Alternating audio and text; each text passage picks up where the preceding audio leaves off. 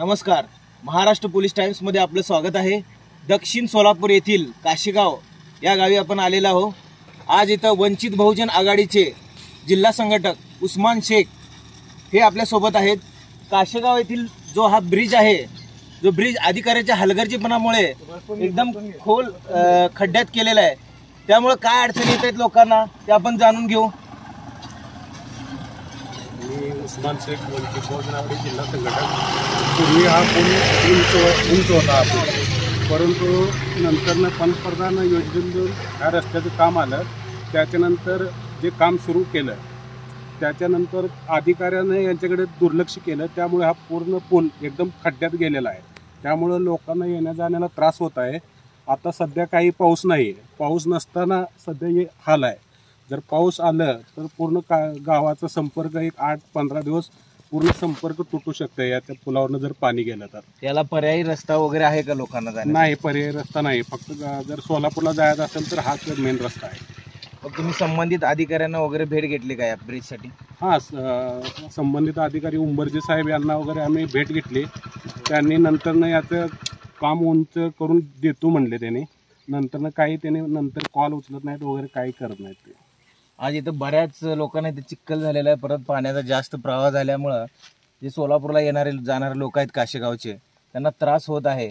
तर लोकांचं काय याच्यात म्हणणं काय? लोकांचं म्हणणं याचं आहे की या पुलाची लवकरात लवकर काम करून उंच करून घ्यावा पूल, जेणेकरून येण्या जाणाऱ्याला त्रास होऊ नये, असं लोकांचं म्हणणं आहे। तुम्ही अधिकाऱ्याशी संपर्क साधला असता, अधिकारी काय म्हणले?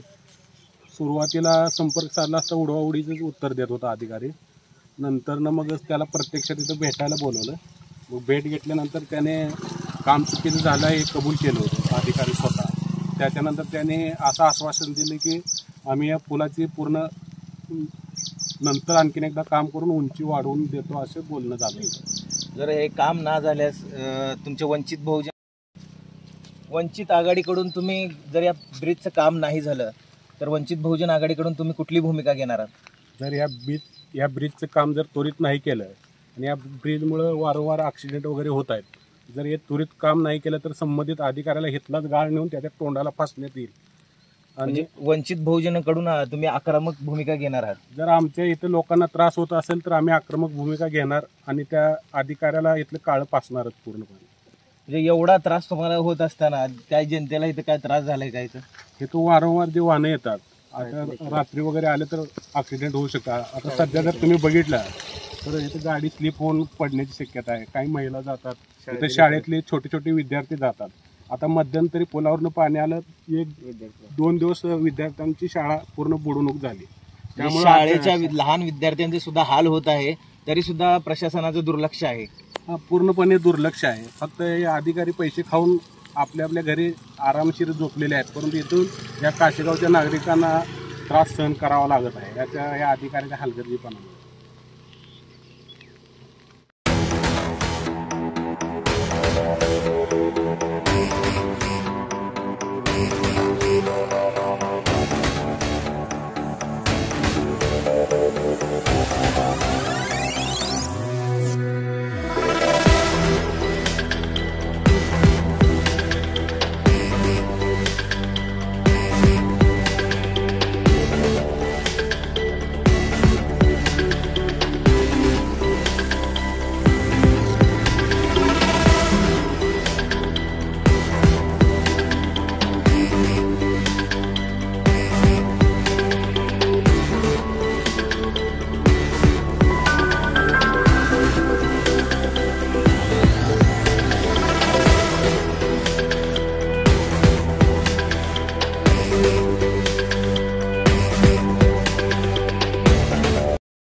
महाराष्ट्र पोलीस टाइम्स चॅनलला लाईक आणि सबस्क्राईब करा।